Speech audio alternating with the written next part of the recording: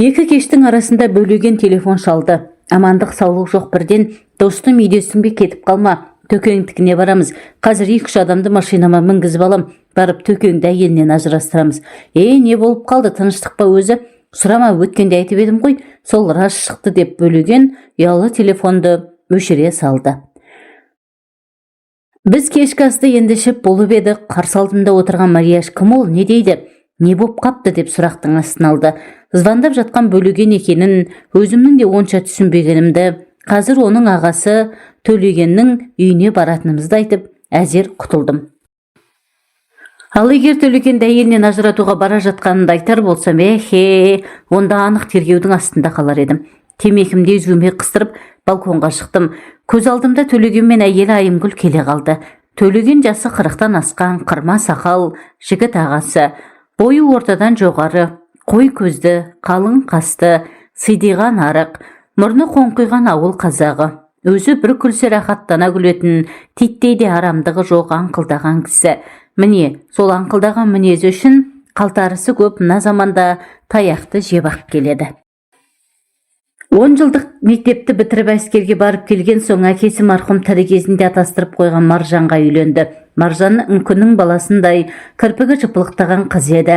Бізден бір класс жоғары оқитын. Мектепті де бітірмей Төлегенге күйеуге шығып кетті. Өкінішке орай екеуінің құрған шаңырақтар баянды болмады. 3-4 жылдан кейін ажырасты. Естуімше Маржанға басқа бір жігіт өлердей ғашық екен, қоймай жүріп ақыры бір баласымен алып қашып кетіпті.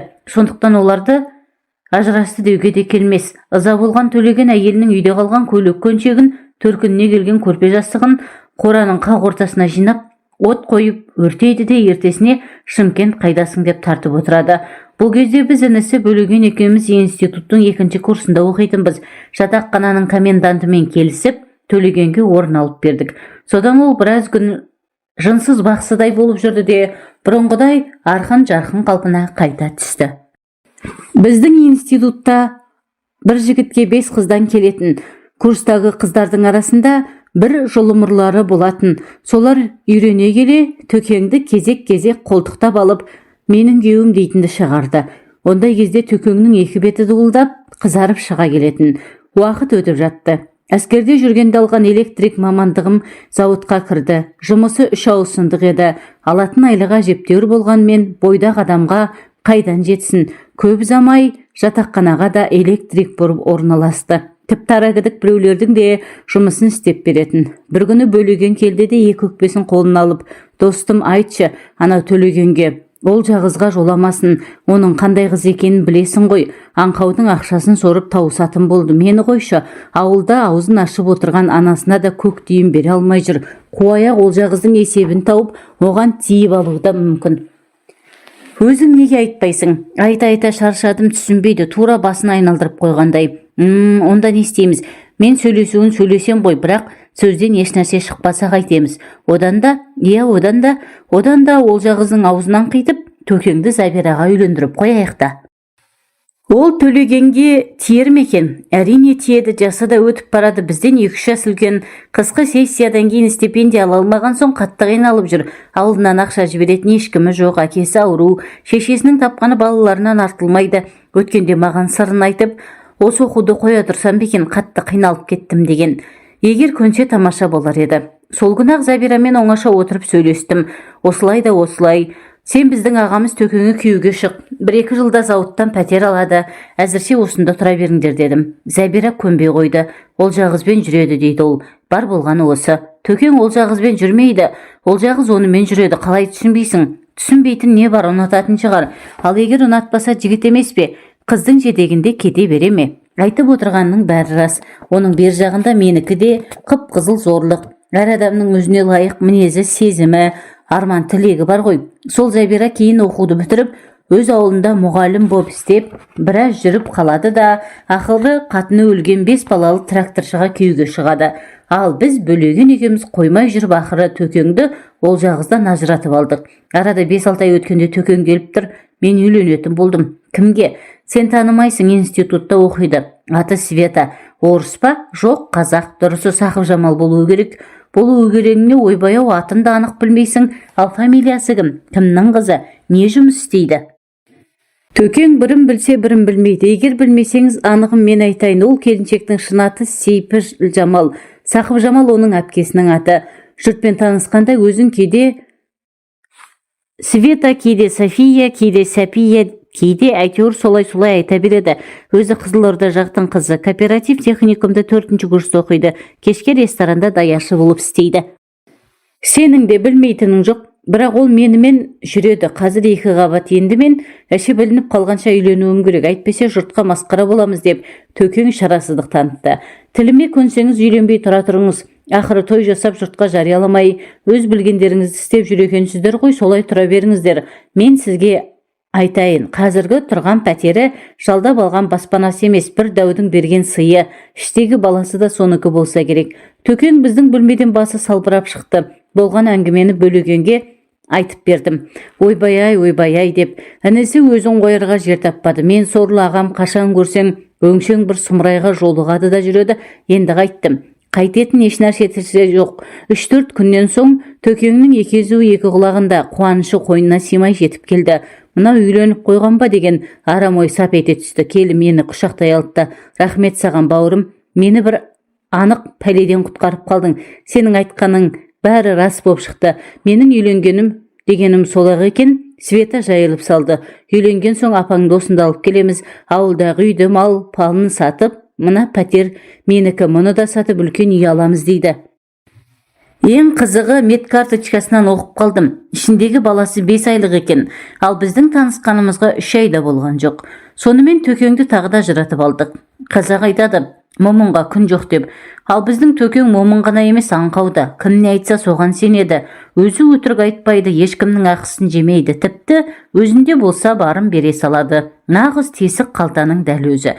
Төкеңді біресе ол жағыздан, біресе Светадан ажыратып жүріп, біз институтты бітірмей жатып, Бөлеген Айғанымға мен Марияшқа үйленіп алдық.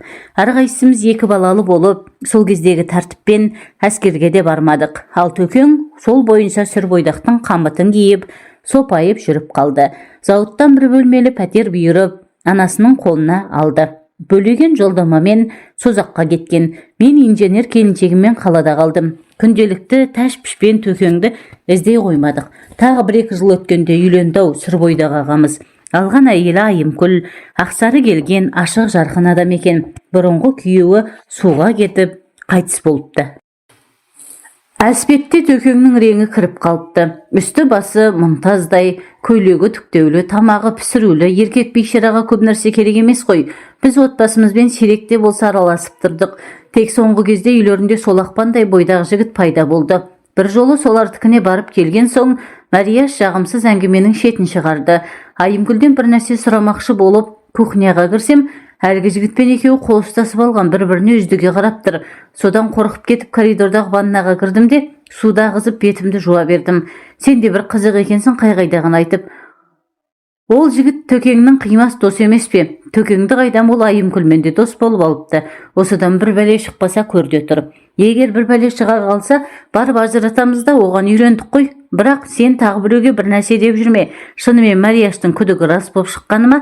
Осыларды ойлап болғанша Бөлегенде келіп қалды. Жақында ғана сатып алған тозығы жеткен Москвичінде осы қалада тұратын, қазір атағы жұрт аузында жүрген ақын досы Мұхан, милицияда істейтін нағашысы Әшірәлі отыр екен. Мен де барып қосылдым. Төлегеннің әйелін сен жақсы білесің ғой, деп маған қарады формасындағы Әшірәлі. Жағдайды түсіндірші өзің. Не түсіндіретіні бар, бара көреміз ғой. Енді Бөлеген болса ауылда, Төкеңмен жиі болмаса да араласып тұрамыз. Ал мына әңгімені өткенде Бөлегеннен естігенмін. Өтірік шығар деп қойғанмын. Жақында Бөлегеннің үйіне барсам, апасы жылап отыр. Бар болғаны осы. Бір бөлмелі үйінде Төлегеннің досым деп жүретін жігітінің бірге тұрғаны рас па? Рас. 2 жылға таяп қалды шамасы. Жақында бөлек шыққан көрінеді. Бөлек шыққаны құрысын қыларың қылып болған соң деп Бөлеген сөзге араласты. Айымкүлдің туған баласы тура сол бәледен айнымайды. Барған соң көрешіздер ғой.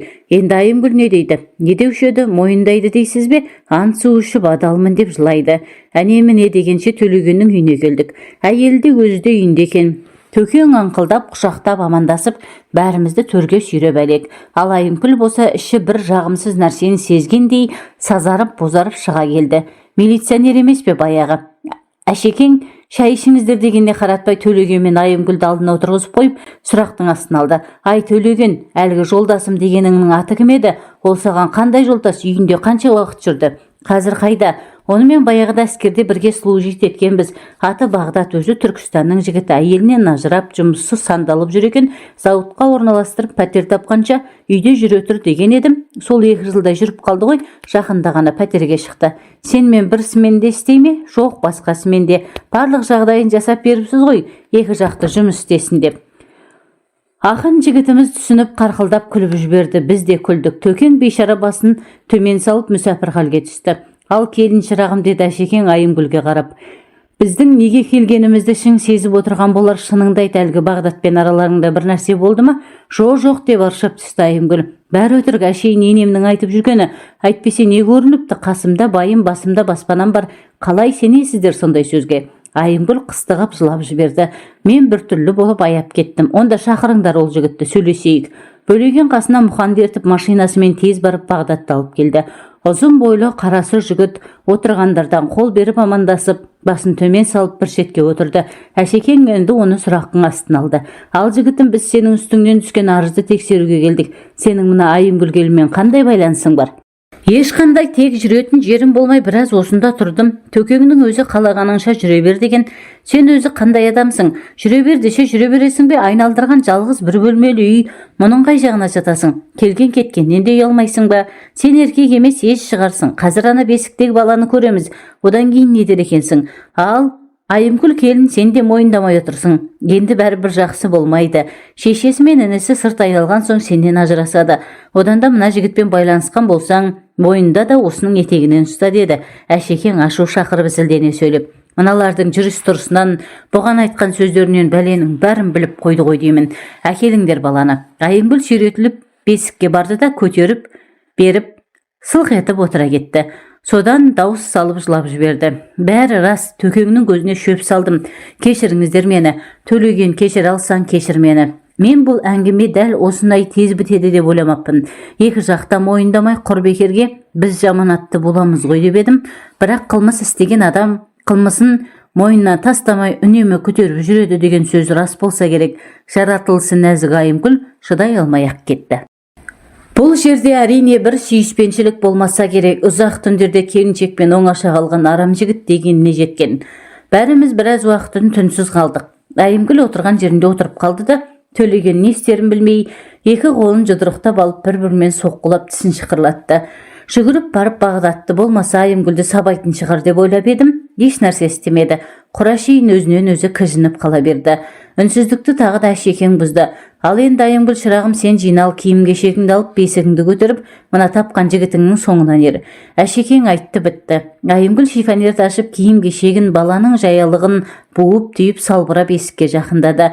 Бағдат барып бесікті көтерді. Мынаның үйінде көрпесі де жоқ шығар, бір көрпе жастық бер, деп Бөлеген Төкеңе қарады. Осы сөзді күтіп тұрғандай ол жүгіріп барып, 2 көрпемен 2 жастықты көтеріп алып шықты. Содан бері қаншама жыл өтті. Алғашқыда енді үйленбеймін деп жүрген Төкеңді қоймай жүріп, Айғанымның отырып қалған жақын сіңілісіне үйлендірдік.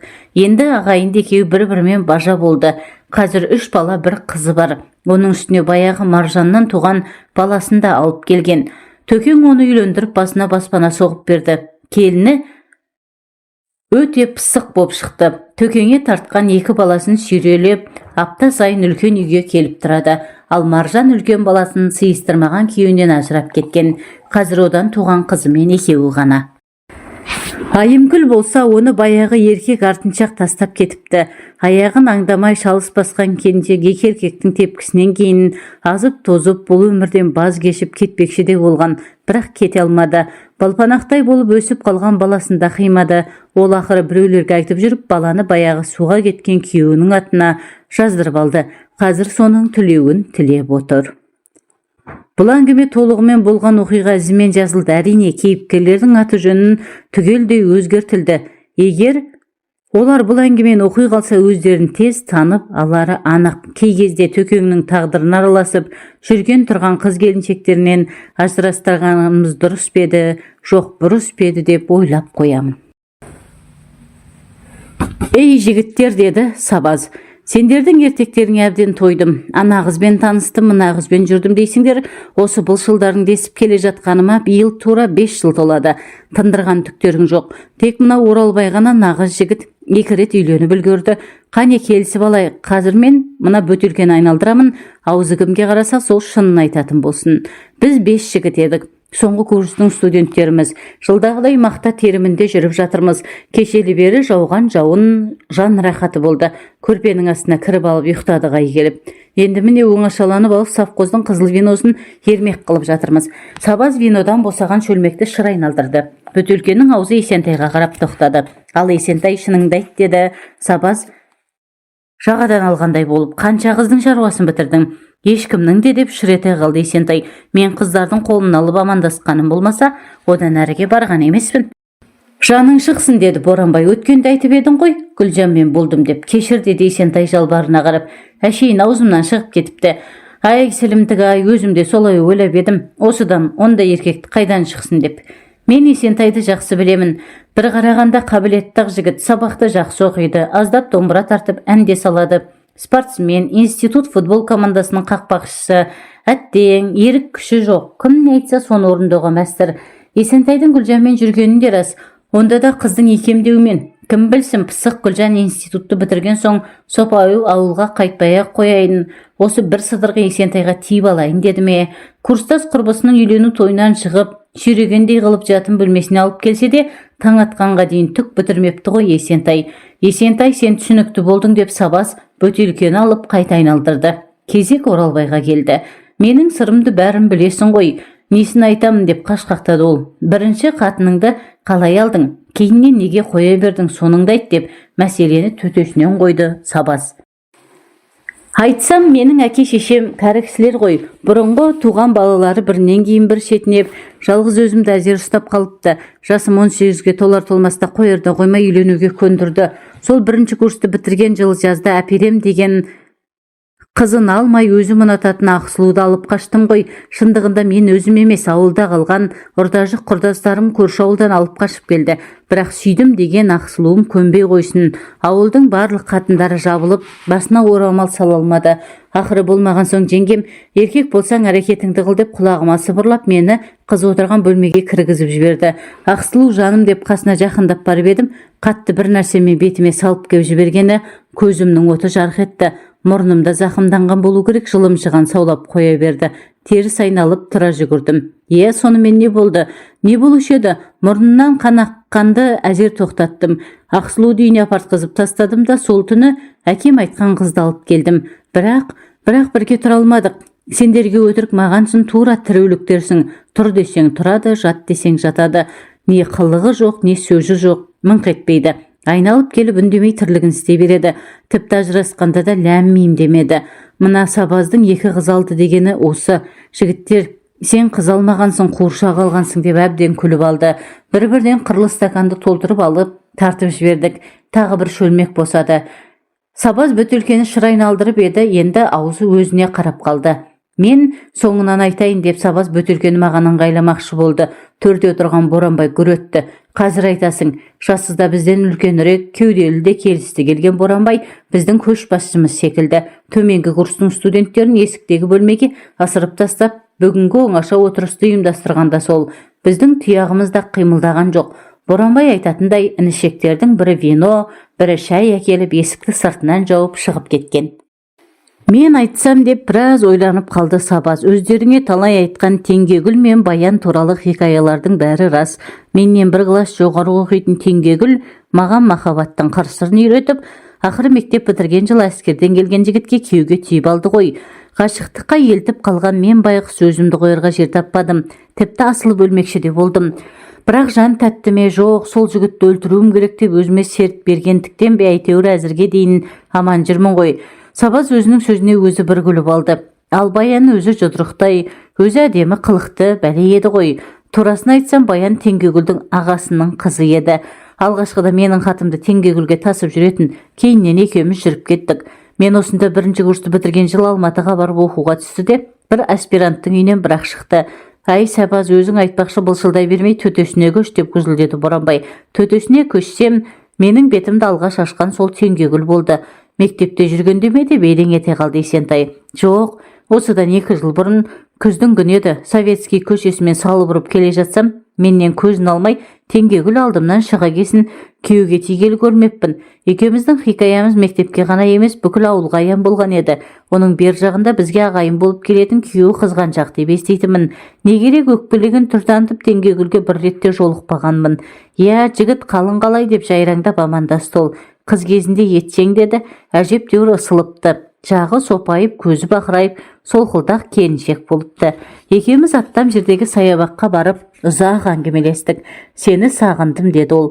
Қатты сағындым. Мектепте жүргенде біздің махаббатымыз жай әшейін ермек көрінетін. Мен сені әпкең сияқты жақсы көретінмін, бірақ кейін күйеуге шыққан соң қатты өкіндім. Теңгегүл мені сол күні кешке осындағы әпкесінің үйіне шақырды. Барсам 4 адамға лайықтап стол жасап қойыпты. Жездем мен әпкем жұмыстарынан кешігіп жатыр, келіп қалар деп дастархан басына шақырды. Тамақ жедік, бөтелкелерді алып коньяк іштік. Патефонға пластина қойып екеуден екеу биледік. Ақыры ешкімнің де келмейтіні анық болды. Теңгегүл мені төсекке қарай жетеледі. Қарсыласқаным жоқ. Сол күні таң атқанша өң мен түстің арасындағыдай күй кештім. Теңгегүл бірде ыңырсып, бірде қыстыға жылап, құшақтап сүйіп, есімнен тандырды. Мен өзімнің не істеп не қойғанымды білмедім. Таң ата ұйықтап кетіппін. Түс қайтқанда әзер ояндық. Зәр қыстап кеткен екен. Жуынып шайынып дастархан басына қайтарылдық. Сен бала жігіт болып қалыпсың ғой деп сықылықтап күлді Теңгегүл. Менің қыздығым саған бұйырмаған еді, есесіне сен мені ауыздандырдың. Соңғыла Теңгегүл менің әлі ешкімнің етегін көтермегенімді қайдан біліп қойды екен. Орнымнан тұрып барып сүймекші болып едім, жолатпады. Жә жетер енді, осы тойғаныңа риза бол. Сағынып келіп едім, мауқым басылды. Сен менің алғашқы да соңғы махаббатым болып қала бересің. Мен ертең елге қайтамын. Іздеп әуре болма. Жоқ деп айқайлап жібердім. Мен сенен енді айырылмаймын. Мәңгі бақи бірге боламыз. Мен сені сүйемін, Теңгегүл. Имандай шыным. Сенсіз өмір сүре алмаймын. Мен жылап жібердім. Көзімнен жас парлап ақты. Жүгіріп барып Теңгегүлді құшақтап сүймекке тағы әрекеттендім. Тоқтат деп ашулы тіл қатты Теңгегүл. Мен сені жігіт болыпсың деп бекер айтыппын. Әлі бала екенсің, есіңді жи, мен біреудің басыбайлы қатынымын. Кімді алғаш көрсем, сонымен ағарамын. Теңгегүлдің діні қатты екенін бұрыннан білетінмін. Мына тірлігіне түсінбей қалдым. Әйел баласының қитұрқысы көп деуші еді әкем, рас екен.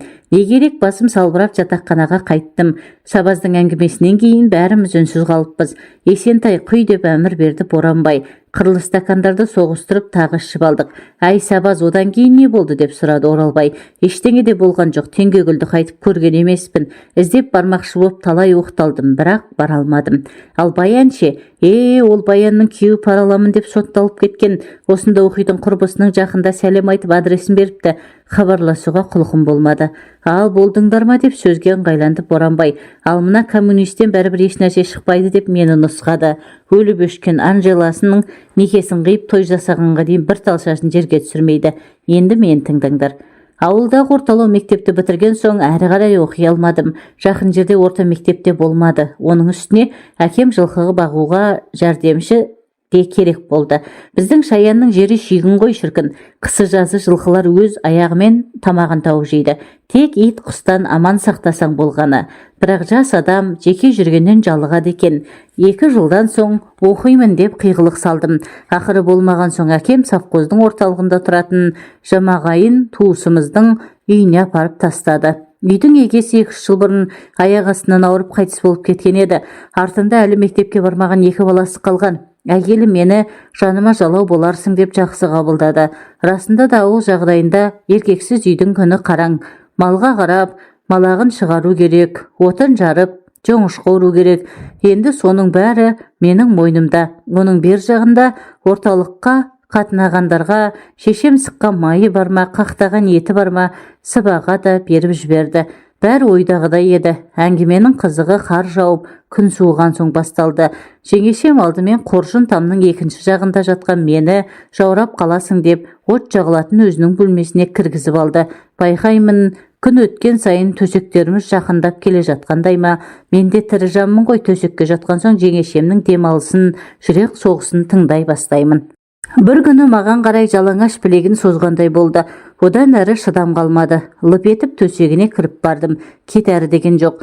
ауа жетпей алқынып құшақтай алдым. Не керек, бір қолыммен көйлегін көтеріп жіберіп, резиналы лыпасын сирағынан асырып сыпырып тастадым. Өзімді де ыңғайлап екі санның арасына кіре бергенде масқарам шығып, бойымнан қуатым құйылып-ақ кеткені. Тыз ете қалған бір ұрттам нәрсе кеудесіне қарай шашырады. Ойбу, мырзағай, байқасаң қайтеді, дейді жеңешем, тура бір үстіне шай төгіп алғандай. Ұяттан өртене жаздап, өз төсегіме кеп жаттым. Жүрегім дүрсілдеп кеудемнен шығып кете жаздады. Жеңешем шырағын жағып, үсті басын жуып тазалап, шкафтан таза көйлегін алып ауыстырды. Шамды сөндіріп орнына жатты да қолын созып мені өзіне тартты. Болары болды, енді алмай-ақ қой, деді. Ағаң болса өлді, Құдай алдында да күнәһар емеспіз. Өзің билеп төстей бер. Құшағымыз қайта айқасты. Бұл жолы мүлт жібергенім жоқ. Ертеңнен бастап үйге бөтен біреу қонып қалмаса төсекті бірге салатын болды. Тура ерлі зайыптылардай тұрып жаттық. Тіпті каникул кезінде де қора салуды сылтауратып осында қалып қойдым. Мектепті бітіріп қалаға аттанарда жылап тұрып көңілдегісін айтты. Мырзаға айналайын, байымнан көрмеген қызығымды сенен көрдім. Енді аяғыңа тұсау болмайын, оқуыңды жалғастыр. Бірақ үйленгеніңе шейін мені ұмытып кетпе. Тағы бір айтайын дегенім, менің ішімде 3 айлық бала бар. Мақұл десең сенің ескерткішің болсын, туып алайын. Жұрт өсек қылса қыла берсін, кімнің көлеңкесі түсіп жүреді маған. Қалауың білсін, дедім мен. Боранбай, сен қазір де бір жесір келіншектің үйінде квартирада